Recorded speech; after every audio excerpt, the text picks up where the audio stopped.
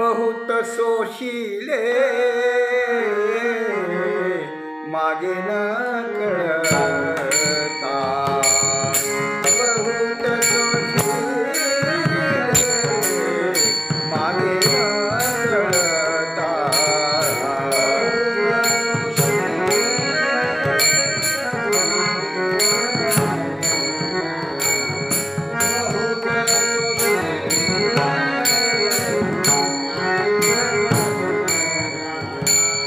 बहुत सोशिले मागे न कळता, बहुत सोशिले मागे न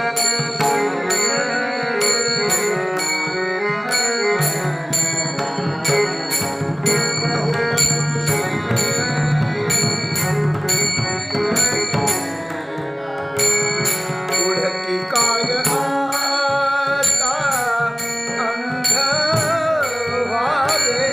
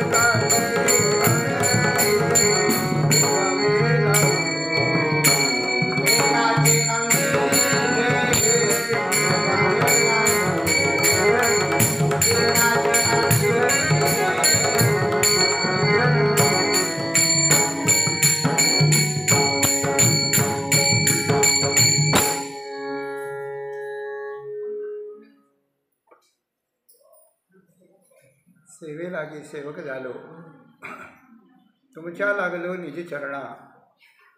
अहो स्वामी तुकया देवा, यावरी न करावा वेर. सहज लीळे उदकी वह्या, तुम्ही रक्षिलिया निज सत्ते. अहो स्वामी तुकया देवा, यावरी न करावा अवेर. निळा म्हणे धराल हाती, निळा म्हणे धराल हाती, तरी द्याल मती निरुपमा. अहो स्वामी तुकया देवा, यावरी न करावा अवेर. बहुत सोशिले मागे न कळता, बहुत सोशिले मागे न कळता, पुढती काय आता अंध व्हावे. एकाचे अंगी हे ठेवावे लावून, एकाचे अंगी हे ठेवावे लावून, नये भिन्ना भिन्न चाच पडो. कोण होईल तो ब्रह्मांड चाळक, कोण होईल तो ब्रह्मांड चाळक, आपणची हाक देईल हाके. एकाचे अंगी हे ठेवावे लावून, नये भिन्ना भिन्न चाच पडो. तुका म्हणे दिली चेतवुनी सुनी, तुका म्हणे दिली चेतवुनी सुनी, कौतुका वाचवणी नाही छळ. एकाचे अंगी हे ठेवावे लावून, नये भिन्ना भिन्न चाच पडो. जगद्गुरु संतश्रेष्ठ श्री तुकाराम महाराजांच्या अभंगगाथेतील क्रमानं आलेला 891 क्रमांकाचा अभंग असून, प्रस्तुत अभंगात श्री तुकाराम महाराज आपल्या मनाशीच एक विचार सांगतात. मनानं आलेला विचार मनालाच सांगतात. आपणच आपल्याशी बोलतात. एक पद्धत आहे, नाटकातली पद्धत आहे ना, स्वगत बोलायचं. मी इथं कशाकरता आलो असेल बरं, हां मग मला आठवलं तर मी याच्याकरता आलो आहे, मग मला याला शोधायचं आहे. आपल्यालाच बोलायचं, आपल्याला बोलायचं. एखाद्या घरातल्या एखाद्या सामान्य बाईलाही असं सवय असते बोलायची. सासूकडून त्रास झाला, कोणाला झाला म्हणजे प्रत्यक्ष बोलायची हिंमत होत नाही. मग एकटं असल्यावर त्या ठिकाणी बोलायचं, मला असं बोललं, मला असं बोललं. मग मला काही वाटलं नाही का, मला काही मन नाही काय, मी काय कोणी नाही काय, मी ह्या घरात कोणी नाही काय, असं काहीतरी बोलते ते. स्वगत बोलायचं.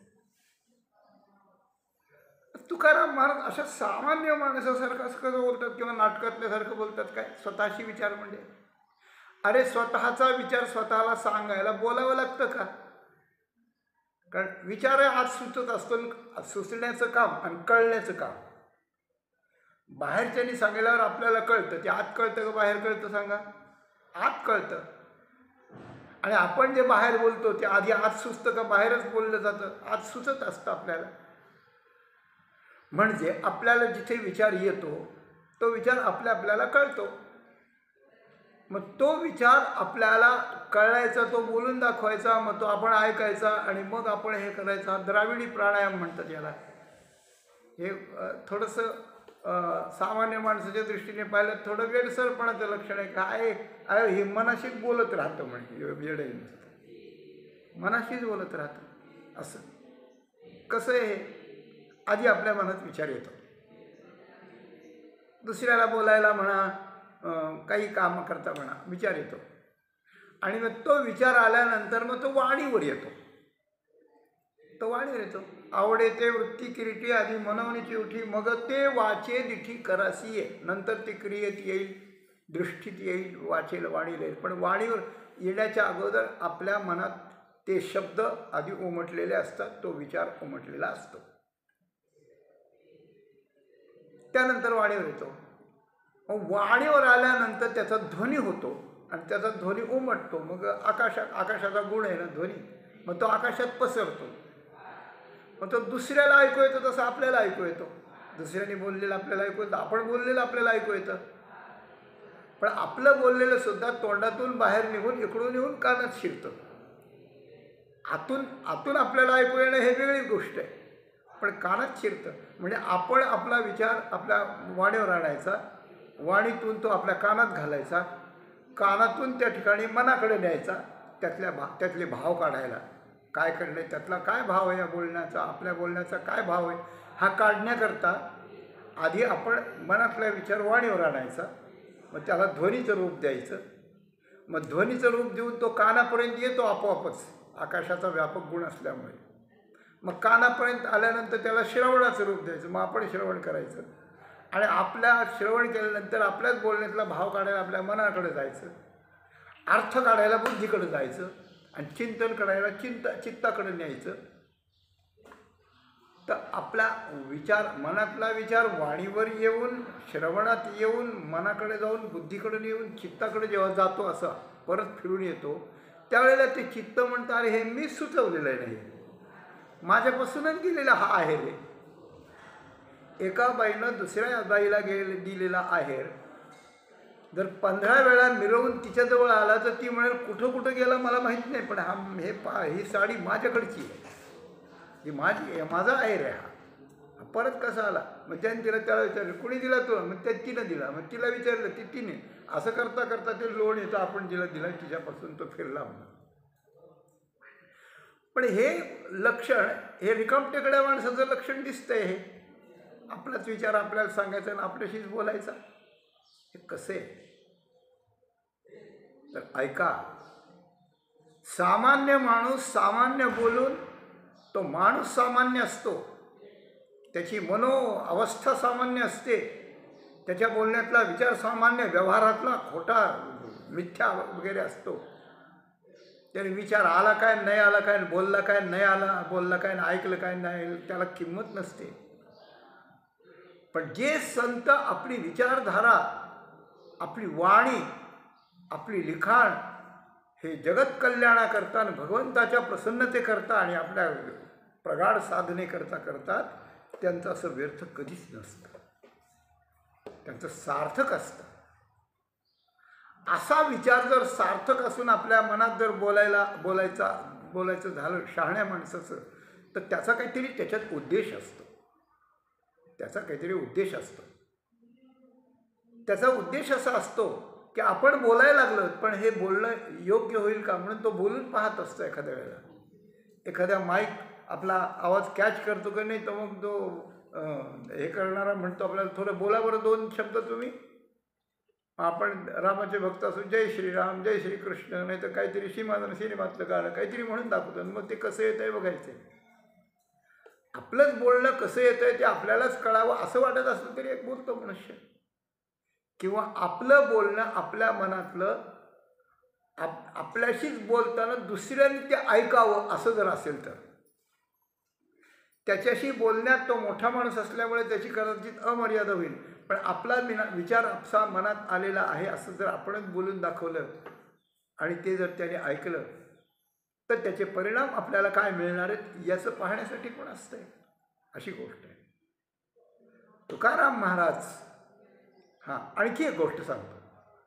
आपल्या मनात आलेला विचार जर अत्यंत अनोखा असेल, अत्यंत महत्त्वाचा वाटला असेल, आणि आपल्याला आज हे सुचलं कसं असं वाटलं असेल, तर तो विचार आपल्याला एकदा काय 2दा 3दा बोलून जाता येतो की अरे मला असं सुचलंय, असं सुचलंय, असं सुचलंय, की ते आपल्याला लक्षात ठेवा. एक प्रसंग सांगतो आपल्याला. वाल्मिकी रामायणात महर्षी वाल्मिकी आपले शिष्य भरद्वाज ऋषींच्या बरोबर तमसा नदीच्या सरोवरावर गेले आणि तिथे ते संध्यावंदन वगैरे त्या ठिकाणी करायचं होतं त्यांना.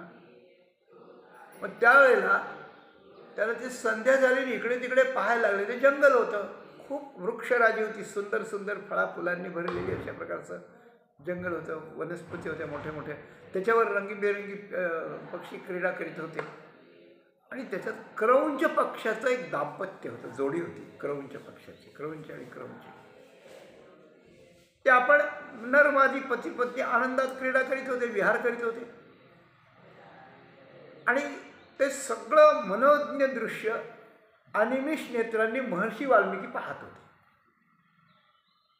म्हणजे पुऱ्या जगाला एवढं जे संस्कृती दर्शन म्हणून जे रामायण मिळालं, त्या रामायणाची गंगोत्री इथे आहे. सगळा विषय सांगणार नाही मी आपल्याला, पण ते पाहिलं.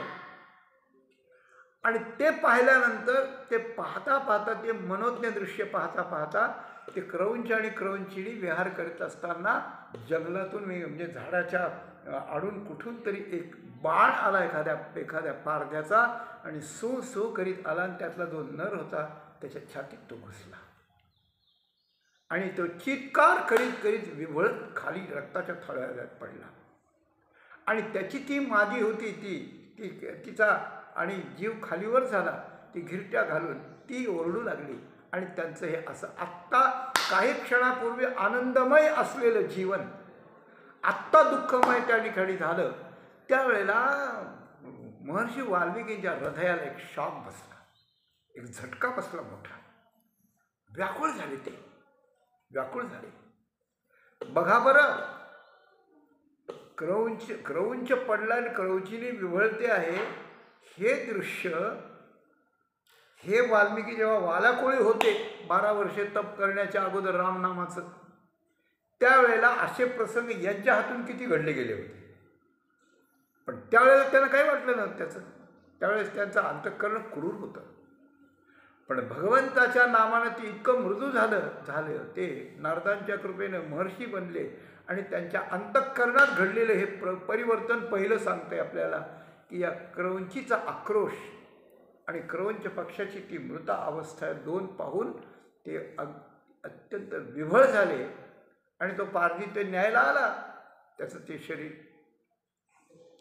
त्यावेळेला त्यांच्या मुखातून अनगिनत न विचार करता काही चिंतन न करता त्या व्याकुळ अवस्थेतून एक श्लोक त्यांना स्फुरला. संस्कृत वाङ्मयाच्या श्लोक निर्मितीचा हा पहिला श्री गणेश आहे. याच्या आधी असा श्लोक कोणी हे केला अनुष्ठुप छंद मा प्रतिष्ठा त्वमगम शाश्वती समाहा असा तो श्लोक आहे. तर 32 अक्षरांचा श्लोक बाहेर पडला आणि त्याचा भाव असा होता की हे पारध्या अरे त्यांच्या इतक्या आनंदात त्या ठिकाणी ते काममोहित असताना अवधीही काममोहितम, काममोहित असताना त्यांचा प्राण घेतला. अरे अरे तुला कधी जीवनात शांती मिळणार नाही. शापवाणी होती ती, पण श्लोकबद्ध होती. संस्कृत श्लोकबद्ध होऊन असून शापवाणी होती. तर ते झालं सगळं. तो घेऊन गेला, हेही आले, आश्रमात आले. पण वेळोवेळी त्यांचं मन असं अजून व्याकुळ होऊन उठलं ते दृश्य आठवून एक. आणि दृश्य आठवल्यानंतर माझ्या मुखातून बाहेर पडलेले शब्द कसे ते स्वतः बोलायला लागले परत. मा निषाद प्रतिष्ठा त्वमगमः शाश्वती समाहा. तेव्हा काममोहित असलेल्या या क्रौंचाला मारलंस तू, तुला शांती मिळणार नाही. तर माझ्याकडून शापवाणी का बाहेर पडली? कशाकरता मी शाप दिला? म्हणजे क्रौंच मेला ते दुःख आठवत आहे, माझ्याकडून शाप दिला ही खंत आहे. माझ्याकडून हा दोष घडला, शाप दिला गेला दोष आहे. पण इतक्या प्रकारचा चांगल्या प्रकारचा संस्कृतबद्ध श्लोक माझ्याकडून बाहेर कसा पडला हे कुतूहल आहे. म्हणजे एकीकडे कुतूहल आहे, आश्चर्य आहे, एकीकडे खंत आहे आणि एकीकडून पाहिलेल्या प्रसंगानं दुःखाची बोच आहे. या 3 भावना अंतराळात झाल्यामुळे जे व्याकुळ झाले त्यांना काही सुचेना. ते परत श्लोक त्यांना आठवू लागला आणि ते बोलायला लागले. मनुष्य स्वगत का बोलतं? तर एखाद्या घटनेचा आपल्याला आणि धसका बसला किंवा झटका बसला तर त्यामुळे असं होऊ शकतं. एक वाल्मिकींच्या उदाहरणानं त्याच्यानंतर आपल्याला एखाद्या गोष्टीचा पश्चाताप झाला की नको व्हायला पाहिजे होतं माझ्याकडून, मी शापवाणी नको व्हायला पाहिजे, पश्चाताप झाला तरी पण माणसाला असं होतं. आणि माझ्याकडून हे अचानक असा श्लोक बाहेर कसा पडला? यात ईश्वराची काही संकेत काय? हे कुतूहल आहे. कुतूहल, पश्चाताप आणि दुःखाचा झटका ह्या 3 कारणाने परत तो श्लोक बोलतायत. कोण? महर्षी वाल्मिकी. त्यांना काही गोड लागे ना. आणि मग त्यांना ब्रह्मदेव येऊन भेटले, साक्षात्कार झाला. नमस्कार करून पूजा केल्यानंतर त्यांनी सांगितलं की हा श्लोक तुझी शापवाणीचा तुला काही दोष नाही आहे आणि हा श्लोक तुझ्या मुखातून बाहेर पडला आहे तर नियतीला परमेश्वरानं आणि परमेश्वराची एक इच्छा आहे की भगवान रामचंद्रांची चरित्र कथा जशी आहे तशी तुझ्याकडून लिहिली जाणार आहे, तू काही काळजी करू नकोस. हे त्यांना उत्तर मिळालं. हा माझा मुद्द्याचा पुढचा भाग आहे, पण थोडंसं सांगेल. तर अशा अनेक कारणानं तुम्ही आम्ही जे आपणच बोलतो ना, आपणच ऐकतो, आपलाच विचार हे वेळेपणाचं असेल, बावळटपणाचं असेल, द्राविडी प्राणायाम असेल, काही असेल, पण मोठी माणसं किंवा संत सज्जन अशा प्रकारचे जे मनाशी बोलतात, त्या मनाशी बोलण्यात निरनिराळ्या प्रकारचे असे पैलू असतात. तुकाराम महाराजांच्या आजच्या या स्वगत बोलण्यामध्ये यातलाच एक पैलू आहे, तो आहे पश्चातापाचा पैलू आहे. माझ्या मुखातून शापवाणी का गेली हे जसा पश्चाताप आहे, तसा एक वेगळ्या पद्धतीचा पश्चाताप तुकाराम महाराजांना आपल्याबद्दलच आपल्याला वाटतो आहे, अशा प्रकारचं ते बोलतात. आणखी एक गोष्ट मी आत्ता जाता जाता सांगितली होती की आपलं बोलणं दुसऱ्याला ऐकायला मिळावं, अशा प्रकारचा एक हेतू असतो. त्याप्रमाणे संतांचं जीवन कसंही असो, ते गरिबीतलं असो, श्रीमंतीत असो, सामान्य असो, विशेष असो, पण संतांची विचारधारा, संतांचे निर्णय, संतांचं बोलणं आणि संतांचं करणं या 4-5 गोष्टी प्रत्येकाला आदर्श घेण्यासारख्या असतात. की देवाच्याही एवढ्या गोष्टी आदर्श घेण्यासारख्या नसतील, माणसाच्या तर नाहीच, पण संतांच्या आदर्श घेण्यासारख्या असतात. म्हणून संतांच्या आदर्श घेण्याच्या वस्तू गोष्टी आपण अनेक ठिकाणी अनेक पाहिल्या या गाथा चिंतन करताना आत्तापर्यंत. पण अशा प्रकारची ही अनोखी पद्धत की संतांनी मनाशी बोलावं, स्वतःच्या जीवनातल्या पश्चातापाच्या दृष्टीनं बोलावं आणि ते आपल्याला ऐकण्याजोगं असावं आणि ते आपण ऐकावं आणि आपल्यालाही आपल्या जीवनात कधीतरी पश्चाताप व्हावा आणि आपण सुधरून आपल्या योग्य मार्गाला जाऊन, योग्य ठिकाणी जाऊन आपण आनंदात राहावं, अशा करता हे बोलणं आहे. अशा करता हे बोलणं आहे. गांभीर्याने विचार करावा. काय बोलणं आहे? बहुत सोशिले मागे न कळता, बहुत सोशिले मागे न कळता, पुढती काय आता अंध व्हावे. मागे खूप सुखदुःख मी सोसलेली आहेत, खूप दुःख सोसलेली आहेत, आणि पण ती न कळता सोसलेली आहेत. आणि आता जर मला काही कळायला लागलंय, ज्यावेळेस मी दुःख सोसली आहे त्यावेळेला मला कळत नव्हतं, आता मला कळायला लागलंय. असं होतं, हो असं होतं. लहानपणी एखादी व्यक्ती आपल्याला नाव ठेवते, हे का करतोस तू, असं करतो, मूर्ख आहेस, असं तसं तसं तसं. आपलं बरोबर असतं, आपल्याला वाटत असतं, पण आपल्याला त्या व्यक्तीपुढे मांडता येत नसतं. बुद्धी कमी आहे म्हणून मांडता येत नसतं, ती मोठी आहे कसं बोलावं म्हणून धाडस होत नसतं, काही कारण असतील त्याचे, मांडता येत नसतं. पण थोडं मोठं झाल्यावर मग माणूस म्हणतो, ते मला फार बोलला होता, आता बोलू द्या, आता मी काय त्याचं ऐकून घेतो काय, मी त्याला उत्तर देईन आता, असं असं असं वाटतं माणसाला. त्याप्रमाणे न कळता खूप सुखदुःख म्हणण्यापेक्षा दुःख सोसली, खूप दुःख सोसली. आणि आता जर मला कळायला लागलं तर आता ते सोशीत बसणं म्हणजे आंधळेपणाचं लक्षण नाही होणार का? आता सोसायची गरज राहिली नाही मला, आता मला कळायला लागलं आहे.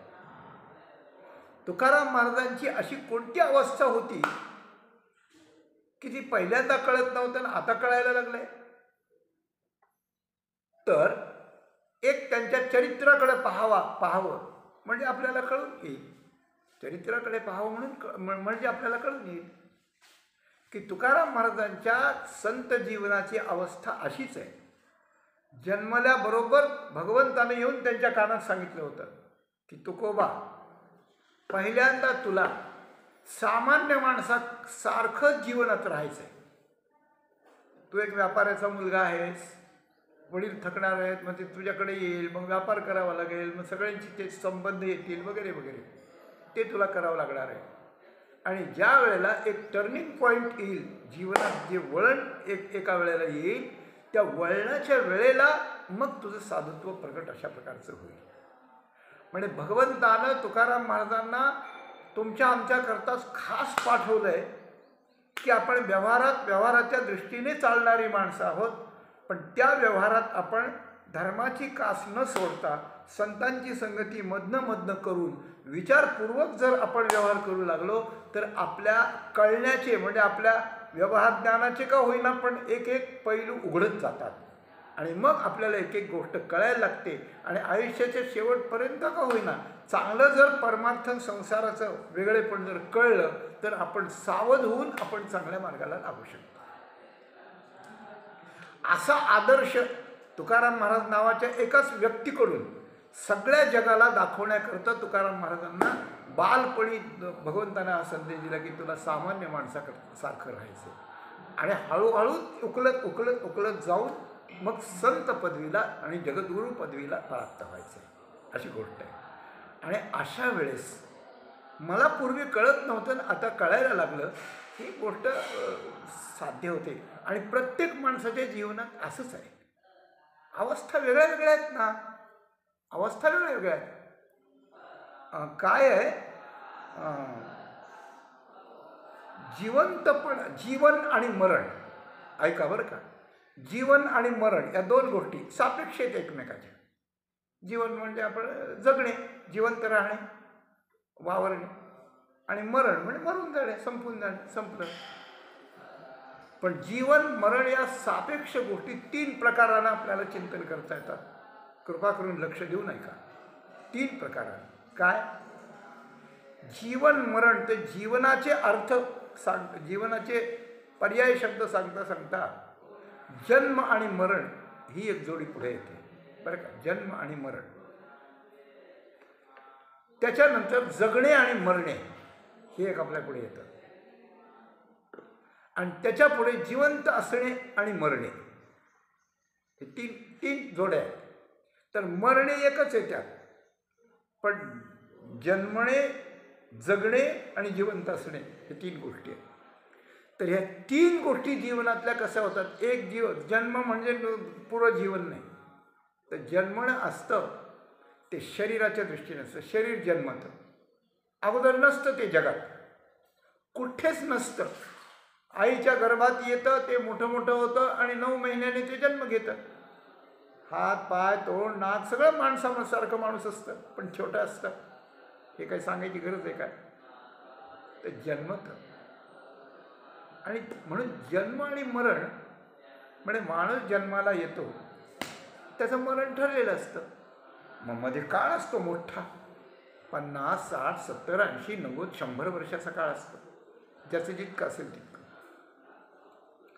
म्हणून जन्म हा जीवनाचा, मानवी जीवनाचा आरंभ आहे आणि मृत्यू हा मानवी जीवनाचा शेवट आहे. म्हणजे दोन टोक आहेत.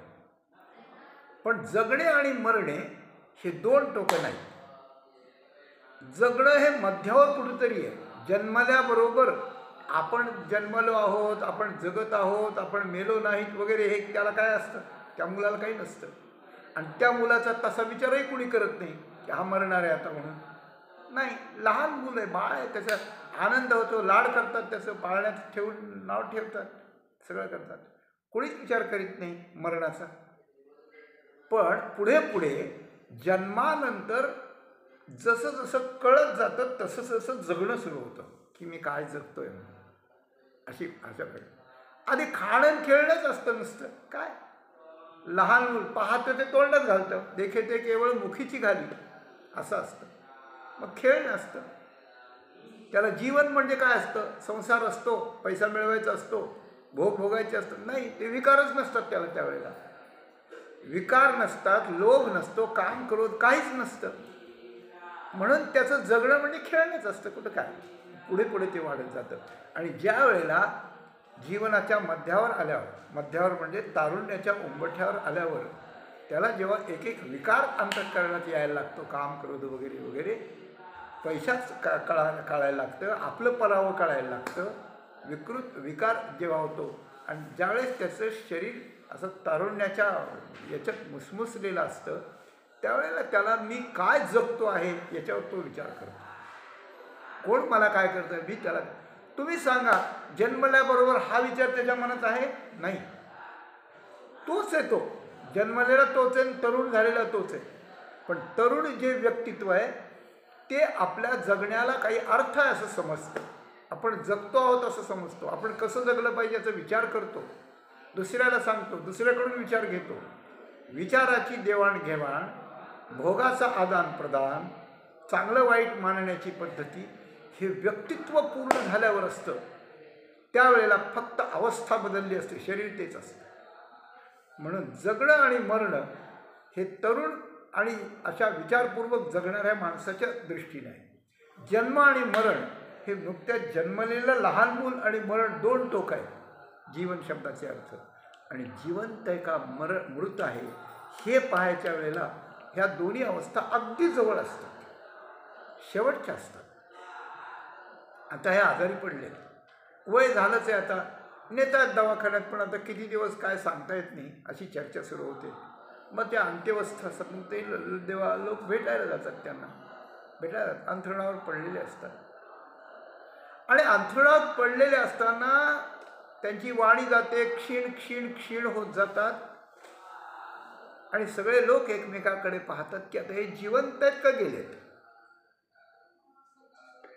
कापूस नाकाजवळ याला श्वास चालू आहे म्हणून जिवंत आहे, धुगधुगी चालू आहे म्हणून जिवंत आहेत, डोळ्यातले आणि चेहऱ्यातले भाव सांगतात म्हणून जिवंत आहेत. आणि आता हल्ली सर्रास असंच निघालंय की डॉक्टर आल्याशिवाय, त्यांनी सांगितल्याशिवाय मेलेलं जाहीरच करत. पूर्वी माणसं ओळखत होते, कळत होतं माणसाला, आता ते सोडून दिलंय माणसाला. तर काय आहे,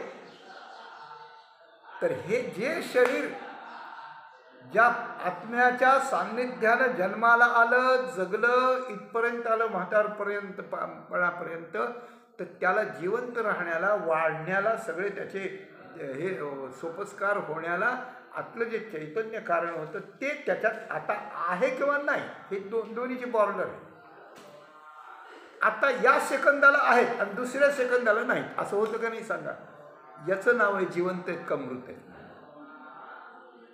जन्म आणि मरण दोन टोकाच्या भूमिका, जगणं आणि मरण मध्य व्यक्तित्व आणि शेवट याची भूमिका, आणि जीवन आणि मरण या दोघी भूमिका एका सोबत एक आल्यात.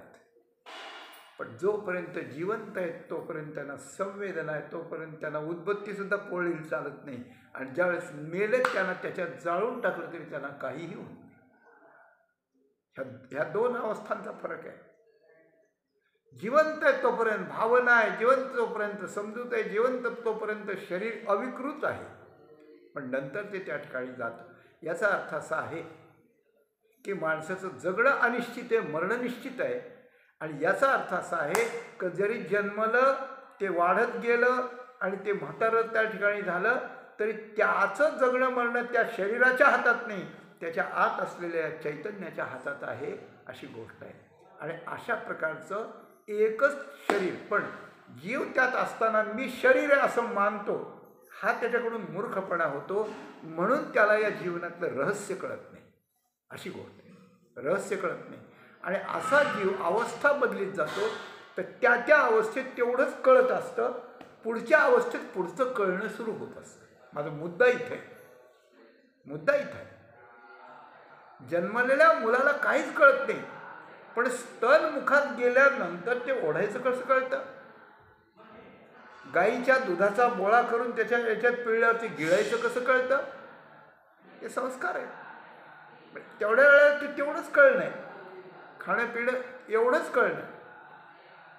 पुढं काय कळणं आहे. पुढं आई पाहिली की आनंद होतो, वडील पाहिले की आनंद होतो, पुढं पैसा पाहिला की आनंद होतो, पुढं पैसा पाहिला की आनंद होतो, पुढं बायको पाहिली की आनंद होतो, पुढं मुलगा नातू पाहिला की आनंद. हे कळणं आहे ना, हे कळणं आहे. उगा म्हातारपणाची भूमिका बालपणातच घेऊन चालून चालत नाही आणि बालपणाची भूमिका म्हातारपणात वापरून चालत नाही.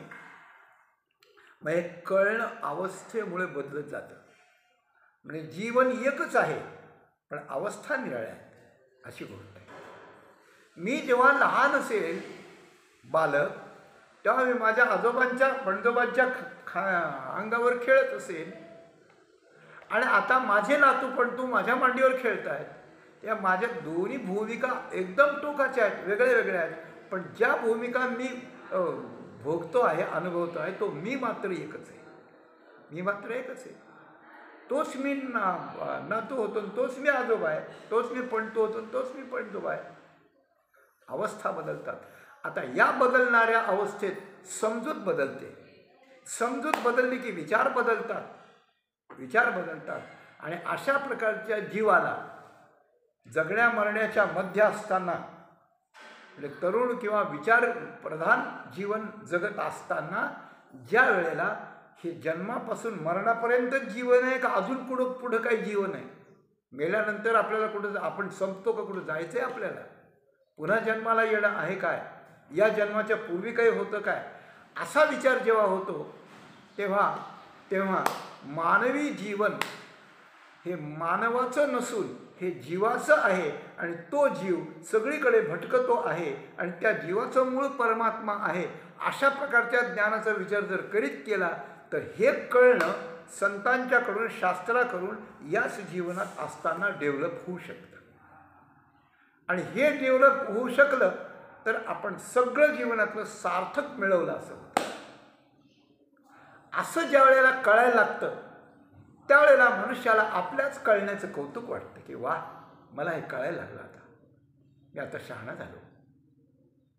आणि जीवनात जे दुःख भोगावी लागतात, लहानपणी, तरुणपणी, एक वियोग प्रियांचे वगैरे असे जे उपद्रव आणि दुःख भोगावे लागतात, ते दुःख कळत नसल्याने भोगले जातात. आणि बहुतेक सगळ्या दुःखाचं मूळ अज्ञान आहे. शास्त्रकार सांगतात अज्ञान आहे. अज्ञान गेलं की दुःखच गेलं. दुःख मुळात सत्य नाही, दुःख खोटंच आहे. पण ते अज्ञान जोपर्यंत जात नाही तोपर्यंत खोटंच खरं वाटत असतं. आणि ते त्यावेळेला खरं वाटायला लागतं, त्यावेळेला त्या दुःखावर उपाय सुचतो, ते दुःख मिथ्या ठरतं, सगळं होतं. म्हणून मला जोपर्यंत कळत नव्हतं तोपर्यंत मी प्रपंचातली दुःख खूप भोगलेली आहेत. म्हणून बहुत सोशिले मागे न कळता एक पश्चातापाचा भाव आहे की अरे मी किती सोसलं. समजा माणसाचा कोठा जड असला आणि माणसाचं पोट साफ होत नसलं आणि खूप त्रास होत असला आणि एखादं औषध मिळालं आणि तो त्रास नाही झाला तर आपण म्हणतो अरे मला माहीत नव्हतं म्हणून हे मला त्रास होत होता. आता त्रास भोगण्याची काय गरज राहिली, आता ते औषध रोज घेईन मी.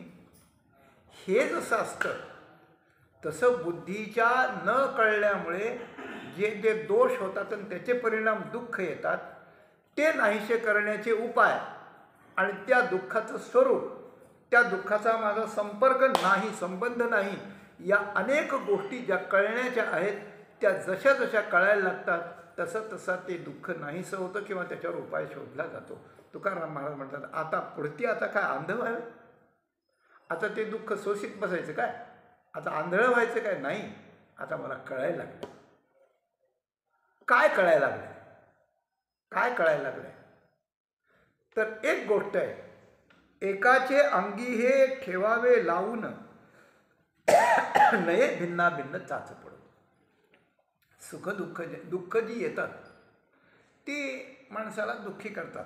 मग काही शारीरिक दुःख असतात, काही दुसऱ्याकडून होणारी दुःख असतात, काही लोकांच्याकडून होणारी असतात, काही दुःख आपल्या शरीराच्यामुळे येणारी असतात आणि काही दुर्विलासाने येणारी, दैवताकडून येणारी दुःख असतात. यालाच शरीराकडून येणाऱ्याला आध्यात्मिक दुःख म्हणतात, दुसऱ्याकडून होणाऱ्याला अधिभौतिक म्हणतात आणि दैवी आपत्तीने दैवताकडून येणारी जी दुःख असतात आपल्या चुकीमुळेच येतात ती अधिदैविक म्हणतात. ह्या 3 दुःखावर काही उपाय आहे काय असं जर वाटलं तर एक गोष्ट आहे, आपल्याकडूनच कर्म घडतं आणि मग त्याचा परिणाम आपल्याला दुःख येतं. तर आपल्याकडून कर्म घडून देऊ नये आणि घडलं तर ते भगवंताला समर्पण करावा. हा विषय अनेक वेळा बोललो आपण, परत त्याला दोहरायचं नाही. अहंकार ठेवायचा नाही, फळाची इच्छा ठेवायची नाही, करायचं देवाला समर्पण करून टाकायचं. मग ते संचितात जात नाही, प्रारब्ध वाटा येत नाही, भोगायला येत नाही. अरे पण आत्ता कर्म होतील, क्रियमाण होईल त्याची व्यवस्था लागली, पण मागे जे प्रारब्ध आहे संचित खूप साठलेल्या अनेक जन्माचं, मागच्या अनेक जन्मात केलेल्या क्रियमाणापासून आत्तापर्यंत शिल्लक राहिलेलं जितकं साठलेलं आहे तेवढं येणार ना भोगायला. ते काही ते चुकेल काय? चुकणार नाही. मग त्याची विल्हेवाट काय लागायची आता? म्हणजे एकतर आपण कर्म करीत असतो आणि एकतर मागच्या कर्माचे फळं भोगीत असतो, अशी गोष्ट आहे. आपण आता एखादा यज्ञ करीत असू किंवा एखाद्या सप्ताहात असू, एखाद्या कीर्तन प्रवचनात असू, आपण फार भाविक भक्त आहे असं लोकांना दाखवित असू, पण 8 दिवसापूर्वी जर आपण खून केला असला आणि तो गुन्हा नोंदणी झाला असला आणि पोलीस जर तपासावर असले आणि ते जर आले तर ते असं नाही म्हणणार आता कीर्तनात भक्त होऊन बसला, याला माफ करून टाका. नाही, ते तसंच उचलतील, त्याला तसंच उचलतील. म्हणजे कीर्तन ऐकण्याचं सात्विक कर्म आत्ता चाललंय, क्रियमान आहे, पण मागं केलेलं जे आहे वाईट कर्म ते ते ते उचलायला येतं ना, ते दुःख ते भोगाच्या रूपाने येते ना. तर कर्माच्या रूपानं घडणारी वाईट बरं आपण देवाच्या अंगी लावता येतं, पण मागे केलेलं भोगायला आलेलं सुख दुःख ते देवाच्या अंगी कसं लावता येईल? पण तुकाराम महाराज मात्र म्हणतात त्यानं तो उपाय कळलेला आहे की आत्ताच्या कर्माची विल्हेवाट त्याचं दुःख न यावं याच्याकरता लागलेली आहे, पण मागे केलेल्या कर्माचं आत्ता जे आम्हाला दुःख भोगतं, कोणाचे गुडघे दुखतात, कोणाचा BP कमी होतो, कोणाला कोरोना झाला त्यात गेले काही, राहिले काही, काहीला चिकनगुन्या होतो, हे काय आहे? मागच्या कर्माचं फळ आहे, कर्म विपाक आहे तो. आपल्याला कळलं न कळलं, मान्य असलं न असलं तरी शास्त्रकारांनी याचा सखोल विचार केलेला आहे. तो कर्मविपाक आहे आणि त्या कर्मविपाकाचं आत्ता काय निराकरण आहे? काहीच निराकरण नाही. गुडघे दुखायला लागले तर सोसावंच लागतंय, सोसावं लागतंय. तेव्हा जे आत्ताचे जे तात्पुरते उपाय निघालेले आहेत ते लोक करतात, त्याच्यामुळे थोडा आराम होतो, हे मान्य आहे आपल्याला, त्याच्याबद्दल मान्यता अमान्यता नाही. पण कायम दुःख बरोबर नाही होऊ शकत, कायम दुःख नाही. आणि जरेचं, म्हातारपणाचं, दुर्धर रोगाचं आणि मृत्यूचं हे दुःख जर नाहीच माणसाला हे करता येईल, शेवटी मरावंच लागतंय. या दुःखाला उपाय काय? या दुःखाला उपाय तुकाराम महाराजांना सुचला आहे म्हणून स्वतः बोलतात ते, आणि ते म्हणतात एकाचे हे ऐकाचे हे अंगी ठेवावे लागू. ज्या भगवंताला कर्म समर्पण करून मनुष्य कर्माच्या कचाट्यातून सुटू शकतो त्या भगवंताला आपले भोग सुद्धा त्या ठिकाणी देता येतात. कसे देता येतात? भोग कसा देता येईल? तर भोग देता येतो. आधी त्या भोगाची तीव्रता कमी करता येते.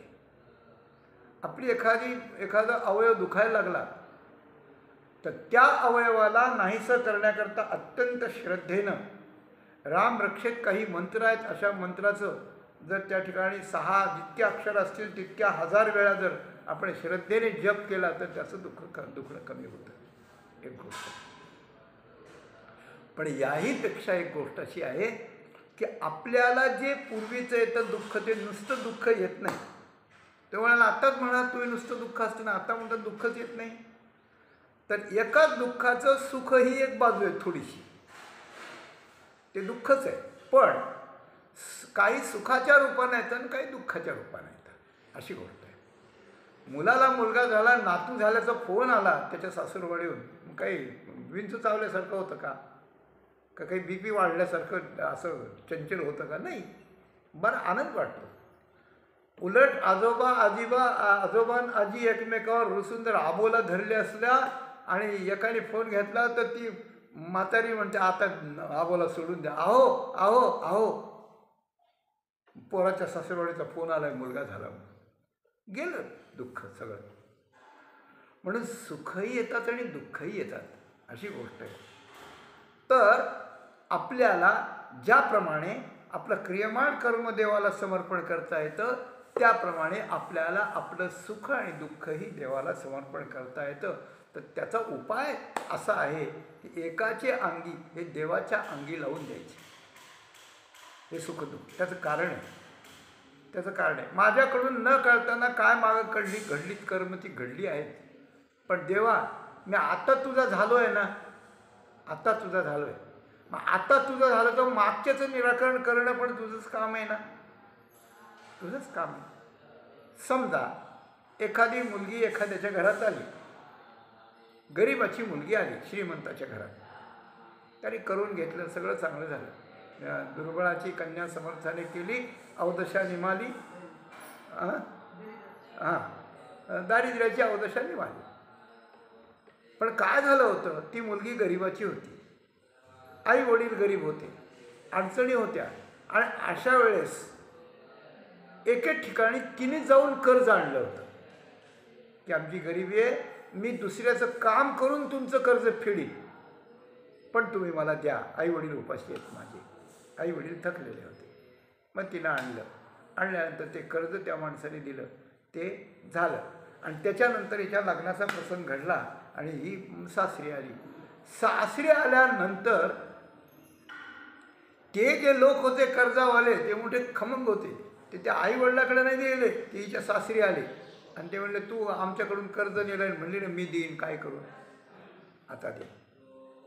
मला सांगा, एक 10,000 5,000 रुपये कर्ज आहे आणि हे कोट्याधीश आहेत, कोण हिच्या सासरचे, आणि ही त्यांना अनुकूल आहे, ते हिला अनुकूल आहे. अशा वेळेस त्यांना जर कळलं की तिने 10,000-5,000 कर्ज काढलेलं आहे आणि ती आली तिच्या मागाले, तिचा शब्द गेलेला आहे, ते म्हणते हो तिच्याशी बोलू नका, आमचं किती आहे कर्ज, हां हे घ्या पैसे, अकाउंटवर पाठवू तुमच्या, नाही तर कॅश घ्या, नाही तर चेक घ्या, काय घ्या, ते देऊन टाकतात. कारण काय, ती आता यांची झाली म्हणून तिचं कर्जही यांचं झालं. तर ज्या वेळेस आपण भक्त म्हणून देवाचे होतो आणि भक्त म्हणून देवाचे झाल्यानंतर आपण व्याकुळ होऊन आपली सुखदुःख देवाला ज्या वेळेला सांगायला लागतो, त्यावेळेला देवाला कळवळा येतो. म्हणून तुकाराम महाराजांनी सांगितलंय की काय आहे, उठा सकळ जन उठले नारायण, आनंदले मुनिजन तिन्ही लोक. तुकाराम महाराजांनी सगळ्यांना सांगितलं की आता देव उठलेत, सिंहासनावर आलेत, सगळे आता उठा. मग लोकांना खूप आनंद झाला, मग लोक उठले. आणि मग तुकाराम महाराज पुढं काय सांगतात ऐकायला लागले, करा जय जयकार वाद्याचा गजर, मृदंग वाजवा, विणे वाजवा, टाळ वाजवा आणि जय जयकार केला करा, पंढरीनाथ भगवान की जय, पांडुरंग भगवान की जय असं म्हणा बरं का. हां, मग पुढं काय, करा जय जयकार वाद्यांचा गजर, मृदंग विणे अपार टाळ घोळ, जोडून या कर मुख पहा सादर. देवाच्या समोर या, हात जोडा आणि अत्यंत आदरानं हा विटेवर उभा कसा आहे देव बघा, सुख पहा सादर, आणि पायावर शिर ठेवून या, नमस्कार करा, हात जोडा, देवाकडं प्रेमानं बघा. म्हणजे आलो, उठलो, बघितलं, गजर केला, देवापुढं आलो, आता काय करायचं. तुका म्हणे काही पडियंते ते मागा, आपुलाले सांगा सुख दुःख. आता तुम्ही आदरानं देवाला नमस्कार केला, देव तुमच्यावर प्रसन्न आहे अशी भावना करा, आणि तुम्ही देवाला काय आवडतं ते मागा, आवडतं ते मागा. देवाला आवडून जर तुम्ही आलात तर तुम्हाला देव आवडला पाहिजे, देव मागा, नाही तर अजून काही मागा. आणि एवढंच नाही, आपुलाले सांगा सुख दुःख, तुमचं सुख दुःख देवाला सांगा, आपलं सुख दुःख देवाला सांगा. तर आपलं सुख दुःख देवाला सांगावं अशा प्रकारची जी रीत आहे, त्यामुळे देवा सांगो सुख दुःख, देव निवारील भूक, जाऊ देवाची या गावा, ते होईल तेथे होईल विसावा. देवाला सुख दुःख सांगावं, सुख दुःख सांगावं. सुख आपल्याकडे नसतंच, फारसं दुःखच असतं, पण सुखही सांगावं. सुख सांगताना म्हणावं की देवा तुझ्या कृपेने आज मला फार सुख मिळालं बरं, आज तुझी पूजा छान झाली बरं, आज देवा तू खूप कृपा केली बरं, आज मला पहाटे लवकर उठता आलं बरं, देवा आज संकटातून सुटलो बरं, तुझ्यापासून कोणी सोडवलं, असं म्हणायचं सुखाच्या बाबतीत. आणि आपलं सुख देवाला आहे. अगदी विषयाचा आनंद का होईना, पण अंतःकरणात आनंद होतो ना, तो आनंद होतो. विषयाचा आनंद वाईट असला आणि विषय भोगानं मनाला क्षीण आणि शरीराला मलिन करणारा असला, शरीराला क्षीण आणि मनाला मलिन करणारा असला, तरी विषय ज्या वेळेला मनात येतो त्यावेळेला मनात त्याच्या विषयाच्या मानसिक भोगानं आनंद होतो. तो आनंद मनाच्या चिंतनातून होतो, पण ते मन इंद्रियाच्या नादी लागल्यामुळे याचा परिणाम वाईट आहे हे त्याला कळत नाही. पण आपली बुद्धी जर विचारपूर्वक असेल तर त्या बुद्धीला कळतं की या मनाला विषयाचं चिंतन करायला लागलं, याला आनंद होईल, पण येईल, गोत्यात येईल, पण त्या बुद्धीचं ते मन कधीच ऐकत नसतं. अशा वेळेस त्या बुद्धीनं तो जो झालेला आतला आनंद असतो त्या आनंदाला आपल्या भक्तीचं जल जर असं फिरवलं, पाणी आपण नैवेद्य दाखवायला फिरवतो तसं, आणि देवा या विषयाच्या चिंतनात झालेला जो आनंद आहे तो आनंद तुला घेऊन टाक, आनंदच तुला आम्ही देऊन टाकतो, हा घेऊन टाक. अशा वेळेस तो आनंद देव ज्या वेळेला घेतो त्यावेळेला देव प्रसन्न होतो. आनंद देवाचाच असतो, तो माध्यम विषयाचा असतं आणि ते वापरलं तर दुःखाचा डोंगर कोसळणार असतो. पण आपण भक्त बनून जर देवाला पाणी फिरून दे, तो आनंद, भोगाचा आनंद, आपण जर भोगाचा चिंतनिक आनंद, भोगाचा मानसिक आनंद जर आपण देवाला समर्पण केला तर देव त्याच्यामुळे प्रसन्न होतो. आणि जर आपल्याला सुख देवाला समर्पण करता आलं तरच आपल्याला दुःख सांगण्याचा राईट राहतो, अधिकार राहतो दुःख सांगण्याचा. की 4 वेळा सुख सांगितले ना, मग 5 वेळेला एखादी गृहिणी स्वयंपाक करीत असते आणि आपण म्हणतो, वहिनी अहो आज शिरा खूप छान झाला, आज गुलाबजामुन फार बेस्ट झाले, असं सगळं सांगतो. आणि एखाद्या वेळेस आज भाजी तिखट जास्त पडलंय बरं का, उद्या जरा जपून. आणि एखाद्याला वर्णन करायचंच नाही आणि नावच ठेवीत राहायचं, मग ती बाई ऐकून नाही घेत, त्यामुळे वाटलं तर जेवाय नाही तर उठून जा, चल जाव. तसं देवाला सुखसमर्पण जर आपल्याला करता आलं, भोगातलं कोणतंही कसल्याही प्रकारचं, तर देवाला दुःख सांगण्याचा आपल्याला राईट राहतो की देवा आज मी दुःखी आहे, देवा आज मला तुझी भक्ती घडली नाही, आज मला तुझं नामस्मरण कळलं नाही, मला सर्दी झाली होती, मला उठवलं नाही, सगळं नाक गळत होतं, काय करू देवा, आता माझा नित्यनेम राहिला, काय करावं. अशा प्रकारचं आपलं दुःखही सांगावं, काय असेल ते. देवा सांगू सुख दुःख, देव निवारील भूक, पडिये ते मागा आपुलाले सांगा सुख दुःख. अशा प्रकारचं देवाला त्या ठिकाणी आपल्याला जर देता आलं, त्याच्या अंगी लावून घेता आलं की मी तुझा आहे, माझं सुखदुःख, माझं सर्वस्व आता तुझंच आहे, अशी गोष्ट आहे. म्हणून एकाची हे अंगी ठेवावे लावून, नये भिन्ना भिन्न चाच पडो. देवाचा एवढा मोठा आश्रय आपल्याला असताना आपली सुखदुःख जन्ममरणापर्यंत सगळी सुखदुःख भोगायचं कारण नाही, ती सुखदुःख कमी करता येतात. देव आपल्याला अशी किमया देतो की आपल्याला शस्त्राने तोडलं तरी आपल्याला दुःख होत नाही, इतक्या अवस्थेवर नेऊन ठेवतो तो. या अवस्थाच आहेत, बदलत्या अवस्था आहे, परमात्मा देतो त्या, अशी गोष्ट आहे. म्हणून दुसरा आश्रय शोधण्याची आवश्यकता नाही, अशी गोष्ट आहे, अशी गोष्ट आहे. म्हणून काय करावं की आपली कर्मदेवाला समर्पण करावी आणि मागीची आलेली जी सुखदुःख आहे ती देवाला त्या ठिकाणी सांगावी. रोज सकाळी संध्याकाळी देवापुढं बसत जावं, काय न वाचा, हे जसं कर्मसमर्पणाचं आहे त्याप्रमाणे सुखदुःखही अशा प्रकारचं सांगावं. देवाशी बोलायची सवय लावावी, वाटलं तर मूर्तीसमोर बोलावं, नाही तर शांत बसून आपल्या हृदयस्थ परमात्म्याशी संपर्क साधून बोलावं. तो ऐकायला तयार असतो. आपण त्याचे संपर्क साधित नाही म्हणून तो गुपचूप साक्षीत्व करतो, फक्त कोण काय तुम्ही काय करतात ते बघतो, नोंद करतो त्याची, त्याच्याप्रमाणे प्रतिसाद देतो. आपण बोलायला लागल्यावर त्याला हौस आहे, तो बोलणार आहे आपल्याशी, तो आपल्याला सुचवून देणार आहे की या तुमच्या प्रश्नाचं उत्तर हे तुम्ही करून बघा ना, अगोदर तर्कानं नाही, असं कुठं असतं काय, असं कशाला म्हणता. म्हणजे आपण अभ्यास न करता असं म्हणणं हे करंटेपणाचं लक्षण आहे. भगवान अर्जुनाला एके ठिकाणी म्हटले, हेची काय सयावरी होय, ऐसा जरी संदेश हो वर्तत आहे, तरी अभ्यासूने आयदीप आहे, मग नव्हे तरी कोपे. तो म्हणतो ना, हे कशावरून होईल असं, हे कशावरून होईल असं, असं कुठं असतं काय, तुला पटत नाही म्हणून म्हणतो. पण आम्ही आधी जो अभ्यास सांगितला आहे त्याच्याकरता हे करावं लागतं, ते करून पहा ना, आणि ते करून जर हे नाही झालं तर मग आमच्यावर राग होतो. अर्जुनाला भगवान म्हणतात, तसं सगळ्यांना म्हणतात तुम्हा आम्हाला की आधी अभ्यास करून पहा आणि त्याचं प्रत्यंतर नाही आलं तर बोला. म्हणून भक्तिशास्त्र हे इतकं सखोल आणि उत्तुंग अशा प्रकारचं आहे. नये भिन्ना भिन्न चाच पडो, हां, तर सुख सांगितल्यानंतर सुख देवाला सांगितलं गेलं की दुःख सांगण्याचा अधिकार प्राप्त होतो. आणि दुःख सांगण्याच्या अधिकाराचा वापर जर आपण केला, द्रौपदीसारखा केला, गजेंद्रासारखा केला, उपमन्यूसारखा केला, तर तर देव आपल्याला दुःख लागू देत नाही. दुःख लागू देत नाही. आपण जितकं ते सुखदुःख अंगावर घ्यावं, मी हे केलं, मला हे प्राप्त झालं, मला तर दुखायला लागलं, असं म्हटलं की आपला जितका चंचलपणा तितकं ते दुःख वेगानं आणि वजनदारपणे आपल्या छातीवर आदळतं. आणि भगवंताला सांगत त्याला प्रतिबंध करीत गेला ते हळूहळू हळूहळू हळूहळू अशा प्रकारचं येतं.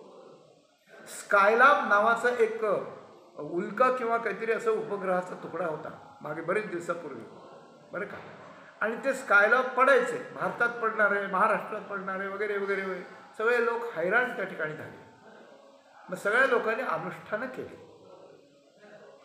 मग ते पडल्यानंतर भूमीचा एक भागच नष्ट होणार होता, शास्त्रज्ञांनी सांगितलं होतं. पण ते केल्यामुळे म्हणा, कशामुळे म्हणा, तुम्ही काय म्हणायचं ते म्हणा, पण ते समुद्रात पडलं, कोणाचीही क्षती झाली नाही त्याला. तर भगवंताला सुखदुःख दिल्यानं आपले सुखदुःख येत नाहीत, आलेले कळत नाहीत, कळले तरी अगदी नॉमिनल येऊन आदळतात आपल्यावर, अशी गोष्ट आहे. काहीच त्याचं आपल्याला वाटत नाही, आपण त्याला खिसगंती करून टाकतो, अशी गोष्ट आहे. आणि जरी आलं तरी दुःख आल्यावरही त्याला आपण हाक द्यावी. द्रौपदी झाली की देवा देवा मला दुःखातून सोडव, करा नारायणा माझ्या दुःखाची खंडना, असा एक अभंग आहे तुकाराम महाराजांचा. एक काहीतरी देवडीकर कृत गाथेमध्ये 12 क्रमांकाचा अभंग आहे, पहा आपण बघा, करा नारायणा माझ्या दुःखाची खंडना. तेव्हा आपण हाक द्यावी. आणि तुकाराम महाराज म्हणतात की मला काय कळायला लागलं आणि काय कळत नव्हतं, तर असा एक जगामध्ये परमात्मा आहे की तो आपल्याला सुखदुःखाचं खंडन करू शकतो, तो आपल्याला जवळ घेऊ शकतो. हे कळत नव्हतं तोपर्यंत पूर्वकृत पापाचं सुखदुःख किंवा दुःख मला भोगायला येत होते आणि मी शोषित बसलो होतो. काय करणार न सोसू. आता मला कळायला लागलं, आता अंध कशा करता व्हावं. आता जो एक कोणी आहे, एक ब्रह्मांड, एक परमात्मा, त्याच्याकडे हे लावून द्यायचं, म्हणजे त्याला सांगून आपण मोकळं व्हायचं, दुःख सांगायचं, सुख सांगायचं. आणि या ब्रह्मांडाचं चळणवळण करणारा तो आहे. होईल कोण होईल तो ब्रह्मांड चालक, आपणची हाक देईल हाके. ब्रह्मांडाचं वलन करणारा जो आहे, म्हणजे यातला जिवंतपणा जो आहे, यातला ऊर्जा देणारा जो आहे, बरं का, ऊर्जा देणारा जो आहे, शरीराला चेतना देणारा जो आहे, मनाला प्रेरणा देणारा जो आहे, बुद्धीचं प्रकाशन करणारा जो आहे, अशा प्रकारचा परमात्मा प्रत्येकाच्या हृदयात असलेला एक परमात्मा, एकमेवाद्वितीय ब्रह्म, तो कोण जो असेल त्याला जर आपण हाक दिली तर तो आपल्या हाकेला हाक दिल्याशिवाय राहणार नाही. गजेंद्रानं हाच विचार केला. ज्या वेळेला पाणी तोंडात नाकात जायची वेळ आली, प्राण जाण्याची वेळ आली, त्यावेळेला तो म्हणला की माझी बायको गेली, माझे मेहुणे गेले, माझ्या मेहुण्या गेल्या, माझी मुलं गेली, माझे आईबाप सगळे मला सोडून गेले, पण ज्याने मला जन्मविलंय, ज्याने मला जगवलंय आजपर्यंत, तो असेल ना कोणीतरी या ब्रह्मांडात. ब्रह्मांड म्हणजे काय असं मोकार चाललं काय, निसर्ग नुसतं नाही चाललेलं, त्याला चेतना आहे, तर तो कोणीतरी असेल ना. मग माझी हाक तो ऐकेल ना. आणि मग त्यानं त्याला हाक दिली, एक कमळ दिलं आणि हाक दिली, काहीतरी देऊन दिलं. मग भगवान आले. त्याप्रमाणे होईल जो कोण होईल तो ब्रह्मांड नायक, आपणची हाक देईल हाके. म्हणून गजेंद्राच्या कथेच्या वेळेला हे प्रमाण आपण नेहमी वापरतो. आपणची हाक देईल हाके. आपण जेव्हा हाक दिली जाते त्यावेळेला आपल्या हाकेला तो हाक आपण होऊन त्या ठिकाणी दिल्याशिवाय राहत नाही, तो धावून दिल्याशिवाय राहत नाही, आपण प्रत्येक वेळेस सांगतो, अशी गोष्ट आहे. का हो, परमात्मा जर सगळेच चलनवलन करणारा आहे, भक्त होणारा परमात्म्याला आवडतो, त्याचं सुखदुःख सगळं सहन करतो, मग जे भक्त नाही ते त्यांनीच निर्माण केलेत ना. त्याचीच ते रूप आहेत ना. मग त्यांना सुखदुःख कसं काय होतात, त्यांच्या दुःख मागं कसं काय लागतात. तर तुकाराम महाराजांनी त्याची उपपत्ती शेवटच्या ह्याच्यात सांगितली. तुका म्हणे दिली चेतवनी सुनी. सुने म्हणजे कुत्रे बरं का, कुत्रे. आणि ते कुत्रे भगवंतानं आपल्यावर चेतवून पाठवलेले आहेत म्हणे. आणि कौतुकाला पाठवले, गंमत म्हणून पाठवले, कौतुकाला पाठवले. तुका म्हणे दिली चेतवनी सुनी. पुढे काय, तुका म्हणे दिली चेतवनी सुनी, कौतुका वाचवणी नाही छळ. हां. आणि आपल्याला जो त्रास होतो सुखदुःखाचा, तो भगवंताला विमुख झाल्यामुळं होतो, विमुख झाल्यामुळं होतो. आपली एखादी व्यक्ती आपल्याला सोडून दुसरं काही करायला लागली, दुसऱ्याच्या नादी लागली, तर आपण जसं गंमत म्हणून त्याला जरा दाखवावं असं म्हणून दाखवतो ना, त्याप्रमाणे जीव परमेश्वराचा असून तो जर मी मी मी मी म्हणायला लागला, तर त्या ठिकाणी देव एखादं कुत्रं सोडून देतो त्याच्यावर, छू ते लागतं मागं, मग संकटात पडतो. तर त्या देवाची परीक्षा असते, देवाची कसोटी असते, म्हणून कुत्रं सोडून द्यायचं त्याच्यावर. तुका म्हणे दिली चेतवनी सुनी. तर गंमत अशा प्रकारची आहे की आपण त्याला शरण गेलं पाहिजे. कोणते कुत्रे हे, तर काम क्रोध हे विकार रूपी कुत्रे आहेत. नाही तर काम आला, मन चंचल झालं, मग न्याय अन्याय काही न बघता मग देव विसरून जातो. विकार आला मनात की देव विसरून जातो. आणि देव विसरून झाला की मनुष्य भोगाच्या मागे लागतो, पैशाच्या भोगाच्या, न्याय अन्याय विसरून. त्यामुळं पाप होतं, त्यामुळं दुःख तयार होतं, अज्ञान घट्ट होतं, आणि त्याचं फळ म्हणून दुःखाचे डोंगर कोसळतात. याचं कारण काय, याचं कारण काम येश क्रोध येश रजोगुण समुद्र हा महाशनो महापात्मा पापमा विधेय मयी, यांच्यासारखे भयंकर कुणीच नाही. म्हणून तुकाराम महाराजांनी एके ठिकाणी म्हटलं आहे, नाही मला वाटतं माऊलीने म्हटलेलं आहे बरं का, काय,